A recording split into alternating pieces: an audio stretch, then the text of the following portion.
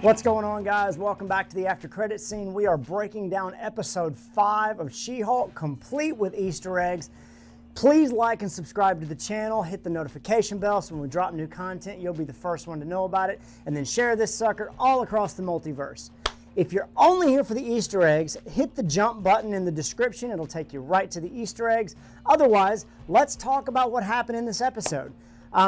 During my prediction video that I dropped a couple of days ago, I talked about how this episode had the potential to either really push the story and the series in a really positive direction and really ramp up the stakes, or it could kind of fizzle out. And the episode kind of fizzled out for me. It felt, it didn't move a lot. It did do some things that set up the last 4 episodes of the season, but it didn't have any spark to it like episode 4 did, even though not a whole lot happened in episode 4. The Wong and Madison relationship was a lot of fun, even for a procedural type show. Having Blonsky in there and having some stakes to the storyline or some stakes to the plot was a little more interesting. Even the origin story at the beginning, and it had very little to do with cameos, but just the story progression and it feeling like there were some stakes to it. It felt like a filler episode. I will say this though, positives for this episode, the writing is still on point, with Nikki and Pug being the ones to go and find the fashion designer to be included in the story and not be something that Jen had to take on, to have the storyline of Jen versus Titania that's going to propel us into some of the back and forth drama coming up in the next 4 episodes. Those two things were really worked out well, and it gave you an opportunity to get those two characters, particularly Nikki and Pug, in their own kind of scenario and situation. I did like the fashion designer. He gave me some real Edna Mode vibes. However, there wasn't enough there in terms of character or anything like that to really make it memorable. From a writing standpoint, it was actually really cool to get an explanation of how does She-Hulk get her outfits? How does she become a superhero? Does somebody push her into it? Or how does she come into her own? And answering some of those questions just from a purely procedural comic book standpoint and not having some plot holes was good writing. But beyond that, it was the first episode that felt quick to me. It felt way too quick. It did not feel rushed, but it was just, the story was pretty straightforward and you kind of knew what was going to happen, so it was a little bit predictable, which kind of made it boring.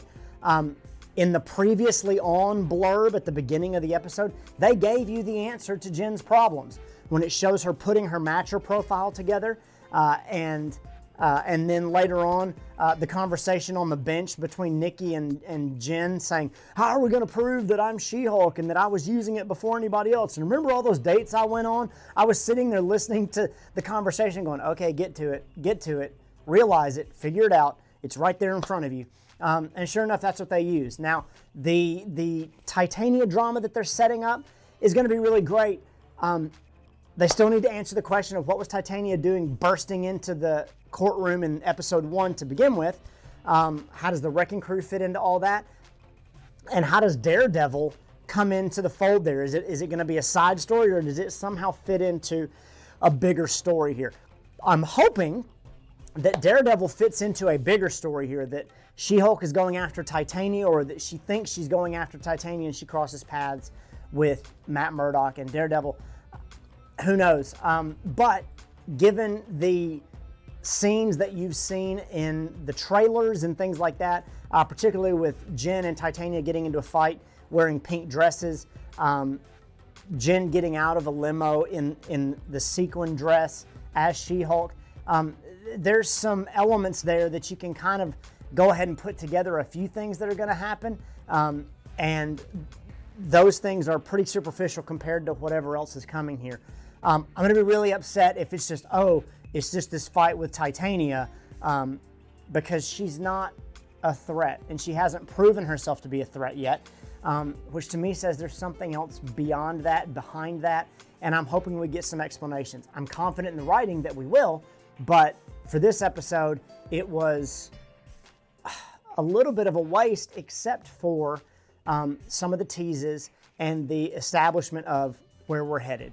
Other than that, there wasn't much. It was just, let's get Jen from point A to point B. Episode 2 was kind of that way. We got to get Jen away from her original law firm and into superhero law. So that whole episode, even though it had some high points, was a lot about, hey, you're fired from this law firm, and hey, we'd like to offer you this job. It moved Jen to a different place in time. Same with this one. It put her into more drastic conflict with Titania, and it also gave her an element of, here's my superhero suit, and it led us into some kind of Daredevil reveal.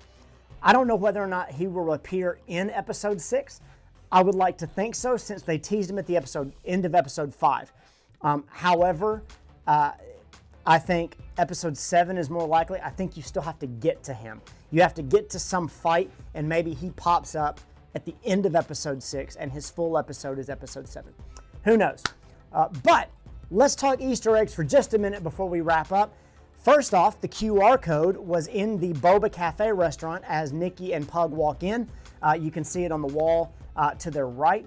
If you scan that, it will take you to the Marvel website, and you can check out another digital She-Hulk comic that has some panels and some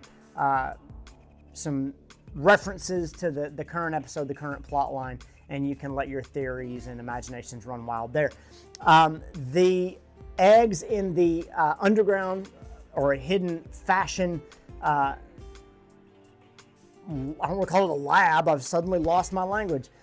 Studio, in the fashion studio, there is a set of Maleficent horns off to one corner, and then obviously the Daredevil helmet at the end that is yellow and not red. I am hoping that this version of Daredevil is a soft reboot and not a complete reboot of Daredevil from the Netflix universe, meaning those stories are still part of his mythos, they're part of his history, but moving forward, they can kind of take some liberties with the things that they're doing. It would certainly fit with why Kingpin is underground in New York and not out in front of everybody.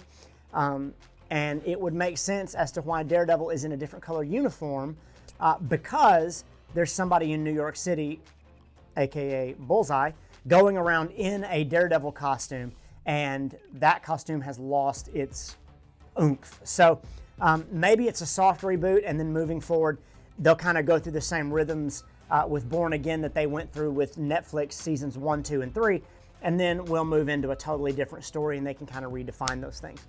But who knows? I'm excited to see Daredevil. The last few Easter eggs can be found in the cartoon panels in the end credits.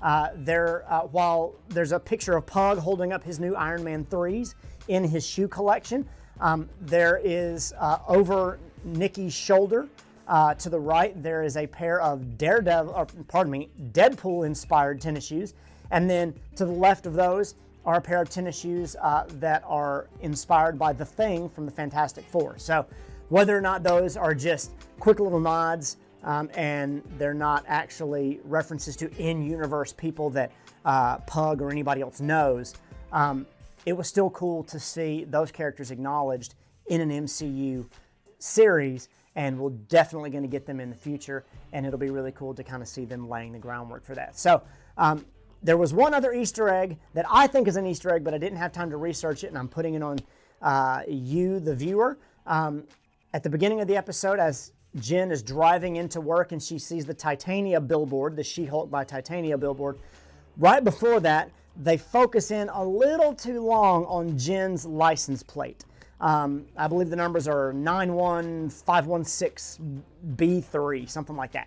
I'm guessing that's a reference to a comic book or a date, a birth date, some kind of number.